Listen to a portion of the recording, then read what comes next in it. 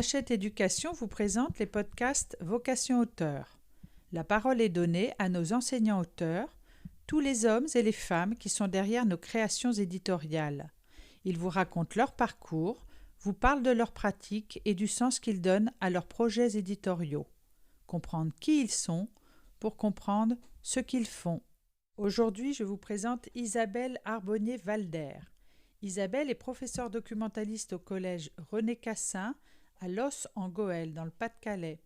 Elle est aussi formatrice en littérature jeunesse pour l'Académie de Lille et auteure du blog de lecture et de coups de cœur Petite Madeleine. Elle est l'une des auteurs de la nouvelle collection de français Collège Mission Plume, parue chez Hachette Éducation. Pour introduire ce podcast, commençons en musique avec le générique de la saga Harry Potter sur une musique composée par John Williams en 2001 et éditée par Associated Press.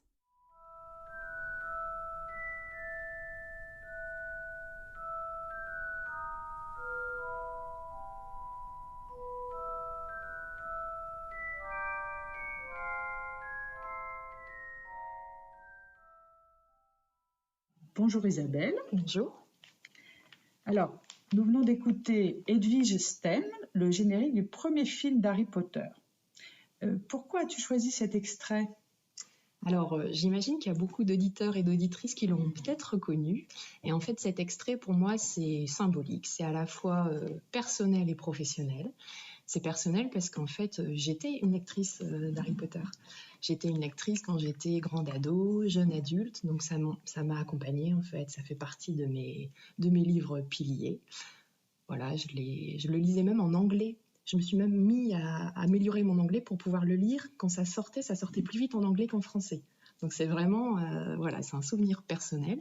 Et puis professionnellement, c'est quand même en littérature jeunesse un grand bouleversement dans la publication éditoriale. C'est ce qui a abattu les barrières entre la littérature jeunesse et la littérature adulte. C'est ce qui a fait qu'on a revendiqué un amour pour la littérature jeunesse. Et avec mes élèves, c'est aussi symbolique puisque c'est notre thème déclencheur pour nos quarts d'heure de lecture. On l'a fait il n'y a pas longtemps, là, et en fait, ces petites notes de musique pour mes élèves, ça veut dire vous fermez tout, vous sortez vos livres, on va lire. Voilà. Parfait. Alors, parlons un peu de ton métier, donc qui est celui de professeur documentaliste. Tu enseignes depuis 16 ans. Oui. Et j'ai envie de demander, donc, qu'est-ce qui a suscité cette vocation ?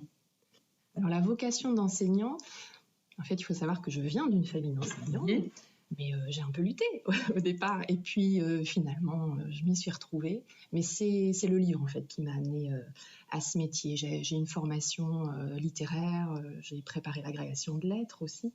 Mais en fait, j'avais toujours cet appel de la littérature jeunesse. C'était ma passion, c'était mon univers.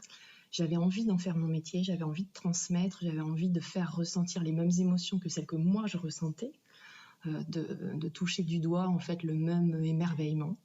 Et donc ce métier de professeur documentaliste, c'est avec des rencontres, ça m'a donné envie. Et je ne regrette pas un seul jour d'avoir choisi ce métier-là. C'est vraiment en fait pour moi une passion rendue quotidienne. À la fois dans mon métier de professeur documentaliste, dans ma posture de formatrice pour l'Académie de Lille, et puis en fait le fait d'être à la croisée en fait des métiers en littérature jeunesse.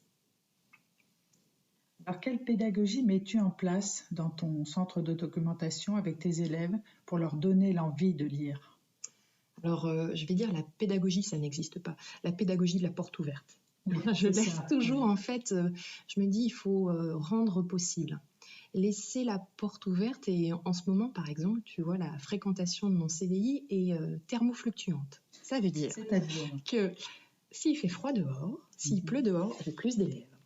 Et donc, en fait, moi, je regarde la météo aussi pour ça. Ça veut dire je ne loupe pas une seule occasion, en fait, de leur faire rencontrer pas simplement les livres, mais aussi des expositions, des concours. On présente des réalisations qui ont été faites dans d'autres cours. On met en avant des projets. On parle des expositions. Mon établissement scolaire, il est pas loin du Louvre-Lens. En fait, on met des affiches, les élèves tombent dessus et par hasard, on va peut-être déclencher de la curiosité, en fait. Donc, c'est cette pédagogie de de les accompagner, de rendre possible la curiosité et la rencontre avec le livre. Donc en fait, le livre est partout. Le livre n'est pas super bien rangé sur les étagères, parce que des étagères très très bien rangées, d'abord, ça me prendrait énormément de temps et je ne suis pas très douée pour le rangement. Mais en plus, ce serait trop impressionnant. Donc rendre le lieu chaleureux, c'est leur lieu. Les élèves participent aussi à l'aménagement, à la création, aux améliorations du CDI. C'est un lieu d'accueil pour tous, élèves comme adultes. Ils croisent aussi au CDI des personnels d'éducation, des agents de service. Voilà, c'est un lieu pour tous. D'ailleurs, c'est pas mon CDI, c'est notre CDI. Ça a été long. C'est pas facile à changer comme posture. Quelles sont les tendances actuelles, à ton avis, qui sont des tendances d'envie de lecture pour des collégiens? On l'a beaucoup entendu dans les médias avec le Pass Culture qui parlait des mangas. Oui, les mangas, quand on regarde nos statistiques de près, tu sais, quand on fait nos bilans, les lectures, les top lectures, les best emprunteurs, ce sont des mangas. Oui. Alors quand on a les moyens d'en avoir et de les garder, parce que c'est pas possible partout, c'est aussi une question de budget. Et voilà. Mais effectivement, les mangas, ça fait venir les élèves. Alors après, moi je suis persuadée, et j'ai beaucoup de collègues qui le sont aussi, que les mangas, c'est de la lecture. C'est important. Sûr. On rentre en lecture aussi par les mangas. Il y a de toute qualité de manga et il faut absolument pas passer à côté. Et donc nous aussi, nous former, avoir cette curiosité-là. Donc les mangas sont des lectures. Après, les mangas, ce sont aussi des belles portes d'entrée vers d'autres types de lectures. Parce qu'un élève qui aime un certain type de manga, on peut lui proposer, on peut essayer de glisser discrètement vers un autre roman qui parle de la même thématique.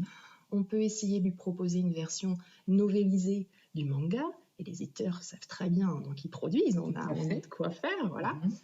Et puis les faire sortir un petit peu de ce qu'on peut appeler leur zone de confort, en fait, leur habitude de lecteur. Un lecteur de manga, souvent, mais pas tout le temps, il ne faut pas faire d'étiquette, est assez monomaniaque, que des mangas, et on va les mener à d'autres choses. Donc il y a les mangas, et puis ce que moi je constate aussi, et je pense que c'est assez général, c'est ces envies de retrouver des univers qu'ils lisent, qu'ils visionnent ou auxquels ils jouent. C'est-à-dire que mes élèves viennent en me disant « Madame, j'ai joué à tel jeu vidéo, j'ai regardé telle série, est-ce qu'on a, etc. » Ils ont commencé à comprendre que beaucoup des sorties sur grand écran ou sur petit écran, sur les plateformes, sont issues de livres. Parce que tous ces scénarios, toutes ces belles idées, elles viennent d'où? Des livres à la base. Et donc, en fait, ils viennent la tête de mes élèves quand je leur ai annoncé que moi, j'avais la suite d'Enola Holmes, puisqu'on avait déjà les livres. Ça devait être heureux. Oui. Alors, un sentiment d'exclusivité extraordinaire.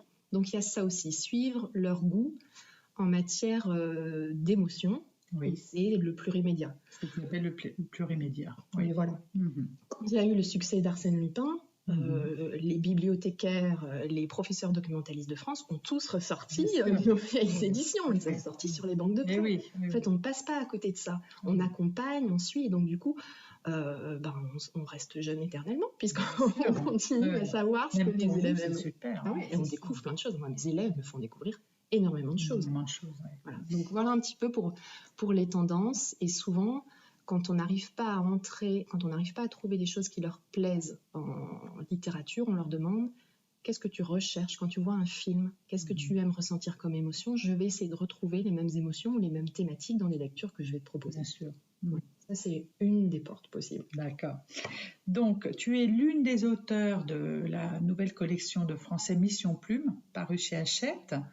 Alors, comment suscites-tu encore l'envie de lire dans Mission Plume? Quelle a été ta part dans cette collection?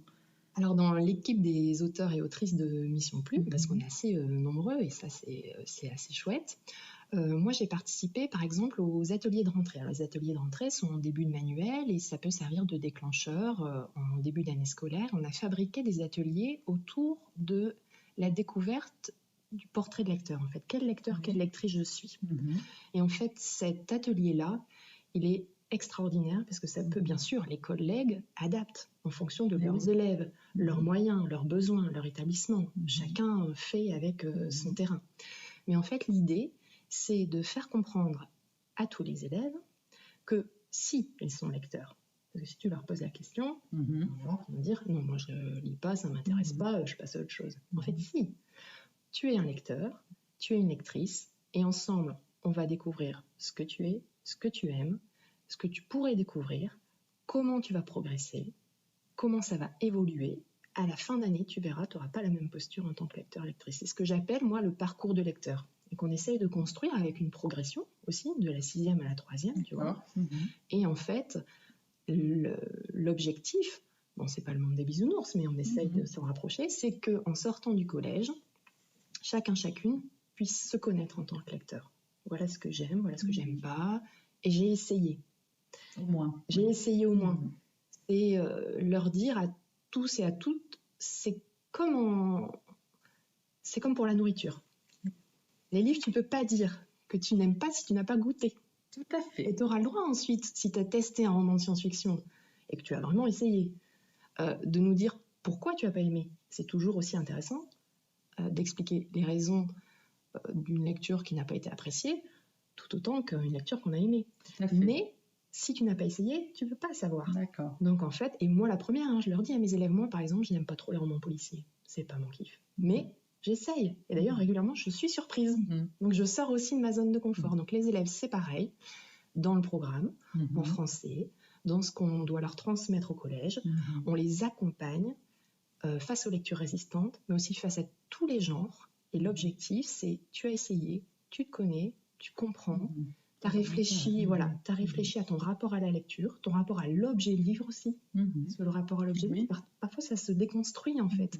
Et le rapport à la lecture, j'ai encore des élèves qui arrivent et qui n'ont eu d'occasion de lecture que des textes prescrits, des lectures intégrales qu'ils n'avaient pas forcément choisies, qui sont souvent très intéressantes et assez passionnantes. Les collègues font des choix super, mais parfois imposés, parfois au programme. Et donc j'ai des élèves qui n'ont lu que ça. Alors là, c'est la soupe à la grimace. Il faut essayer vraiment parfois de déconstruire, d'accompagner. Et les petites victoires, c'est quand un élève a dit finalement, c'était pas si mal, quoi. Et tu parles aussi, alors donc tu t'es occupé également dans la collection des pages à vos marque-pages. Donc là, ça recoupe avec l'analogie à l'alimentation, puisque tu parles de petit appétit et de gros appétit de lecture. Oui.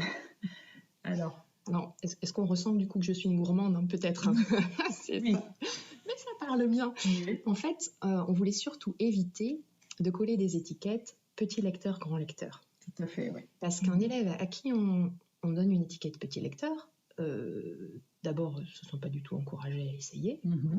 Et l'inverse est vrai aussi. Un grand lecteur à qui on propose un genre qui ne va pas lui plaire, ça va gêner aux entournures. Donc, petit appétit et grand appétit, ça voulait dire aussi, tu as le droit à un certain moment, parce que la vie est faite comme ça, il y a des moments où on n'a pas envie de lire, il y a des moments où on n'est pas disponible, on n'est pas disposé. Voilà. La lecture, c'est fluctuant aussi. Son rapport à la lecture, il est fluctuant. Et donc, le petit appétit, c'est peut-être ce jour-là ou sur cette thématique-là, sur cette double page-là. Donc, à vos marque-pages, c'est une double page de sélection de livres, souvent de la littérature jeunesse contemporaine francophone, qui vient ouvrir un chapitre et qui donc propose des lectures en lien avec la thématique qui a été proposée. Et ça permet des découvertes.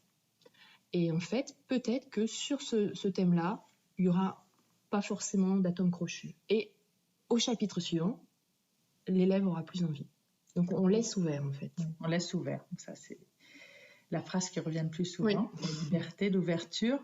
Et donc, as-tu, au bout du compte, le plus à cœur de transmettre à tes élèves? Bon, tu nous as dit déjà beaucoup de choses, mais voilà, l'empreinte que tu souhaiterais leur laisser finalement pour les guider dans la vie. Alors, je ne vais pas... Il faut rester humble et savoir que ton impact, il n'est pas forcément non plus révolutionnaire, mais je pense que les encourager à essayer, c'est aussi un peu une pédagogie de l'erreur. Ça existe aussi en lecture, la pédagogie de l'erreur. Ça veut dire, ce livre-là, parfois on s'est fait avoir par une couverture, on s'est fait avoir parce que tout le monde aime, mais c'est pas parce que tout le monde aime qu'on va aimer, voilà. Donc leur dire, on peut à un moment essayer de rencontrer un livre et ça ne fonctionne pas. Peut-être que d'ailleurs plus tard le même livre nous parlera, voilà. Donc essayez, parce qu'on risque rien, voilà. Et puis oser aussi. Ce qui n'est pas évident au collège. Hein. Oser, c'est difficile. Hein. Oser avoir son propre avis, etc. Face au groupe, c'est compliqué. C'est relié à l'estime de soi aussi. Absolument. Alors, j'ai fait souvent longtemps de ce qu'on appelle de l'AP estime de soi. Oui. Je le retrouve aussi, là, je fais de la remédiation en fluence de lecture. Alors, c'est quoi? Tu sais, les 6e font souvent les tests fluence de lecture au début de l'année. Et en fait, on s'est dit, on va faire quelque chose de ces résultats. Donc moi, je reprends en petits groupes les élèves qui ont été un petit peu dépistés en difficulté par les collègues de français. D'accord. Et souvent, il y a un rapport à l'oral aussi derrière qui est problématique. Et donc, chacune, là, c'est vraiment en petits groupes et on retravaille la même chose, c'est-à-dire le rapport au livre, le rapport à l'oral, le rapport à sa propre voix, savoir revendiquer ce qu'on aime pas, et puis reconstruire une familiarité avec les mots, avec la langue, avec la lecture, s'amuser, ne pas avoir peur de se tromper, ne pas avoir peur d'avoir une opinion différente. C'est pas facile, mais on voit des progressions en fait. C'est ça qui est fantastique. Moi, mes élèves me surprennent tous les jours. Et donc, du coup, voilà, c'est un petit peu ça. Essayer de les accompagner, laisser toujours ouverte la porte pour la curiosité, et puis leur expliquer que c'est possible. Leur donner confiance en eux. Oui. Ok. Alors, on va finir ce podcast par une question un petit peu plus personnelle. Quel est ton livre préféré, s'il n'y en avait qu'un, et pour quelle raison? Alors, tu te rends compte que c'est très compliqué comme question. C'est compliqué de n'en garder qu'un. C'est affreux. Mais en fait, j'ai de la chance parce que j'ai un collègue qui m'a posé la question il n'y a pas longtemps en formation. Et en fait, j'ai dû m'y pencher sérieusement. Et je me suis rendu compte que finalement, le livre qui me tenait le plus à cœur, c'était celui pour lequel j'avais du mal à accepter que les gens à qui je le recommande ne l'aiment pas. Donc, il s'agit du Passeur de Loïs Laury, qui a été publié à l'École des loisirs en 1993. Il n'est pas récent. Et puis en plus, tu sais, c'était à l'époque où les couvertures des écoles des loisirs étaient pas formidables. C'était pas très créative. Donc voilà, il a été ressorti depuis, puis il y a eu une version en film qui a été faite. Voilà. Et en fait, ce livre, c'est une dystopie. C'est un futur d'une société sans heurts, sans problèmes, uniforme. Sans souci, mais aussi sans émotion, sans mémoire, sans curiosité. Et donc, en fait, ce livre, que je recommande aussi bien aux élèves qu'aux adultes, et c'est un petit peu aussi ça, moi, la littérature jeunesse, c'est ma posture de professeur documentaliste, c'est les élèves et les adultes, on construit ensemble. Bien sûr. En fait, ce livre, c'est un petit peu la métaphore de ma posture pédagogique, c'est le passeur. L'idée du passeur ou plutôt de la passeuse. Oui, en tout cas, j'essaye. Tu essayes. Bon, eh bien, vraiment, je te remercie pour cet entretien et je te souhaite de continuer à passer les émotions et plus encore à travers les livres, ce que tu feras, je suis sûre. Et je te remercie également pour ton enthousiasme. Merci à toi. Merci beaucoup. À très bientôt, Isabelle. Au revoir. Au revoir. Merci de nous avoir écoutés. Vous pouvez retrouver ce podcast sur le site Hachette Éducation et sur les plateformes de streaming. Si vous avez aimé, n'hésitez pas à liker et à partager.